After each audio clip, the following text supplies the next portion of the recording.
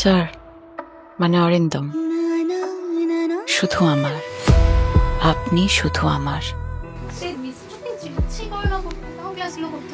Arindam sir, চল না চল না চল।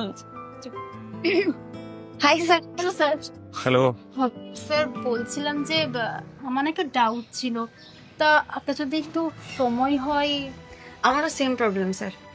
হ্যাঁ নিশ্চয়ই, পড়াশোনা নিয়ে কোনো প্রবলেম থাকলে অবশ্যই জিজ্ঞেস করবে। হ্যাঁ, জীবন নিয়ে কোনো সমস্যা হলে ওখানে ask me too, I can help you out if I can.